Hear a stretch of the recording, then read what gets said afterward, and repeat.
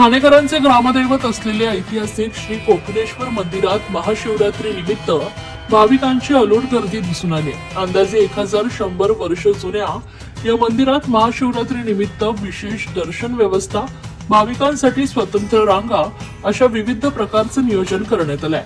तसेच श्रद्धाळूंच्या मध्ये ठाण्यातील कोपिनेश्वर मंदिरातील हे पुरातकालीन शिवलिंग 10 ते 12 फुटांपेक्षा जास्त उंचीचे आहे, जे राज्यातील सर्वात मोठ्या पिंडींपैकी एक मानले जातं.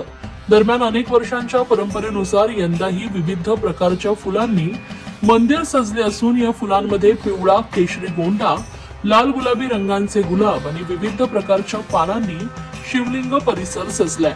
मंदिर परिसरातील इतर मंदिरांना देखील फुलांच्या माळांनी सजवण्यात आलाय. तसेच हजारो महाशिवरात्रीला या मंदिरात मोठी गर्दी होत असल्याने जिल्हा प्रशासन व मंदिर समितीनं विशेष नियोजन केलंय.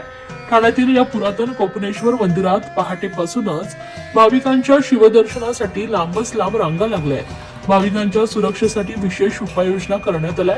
दरम्यान यावेळी इतर भाविकांसह भाजप आमदार निरंजन डावखरे, माजी खासदार राजन विचारे आदी मान्यवर उपस्थित होते.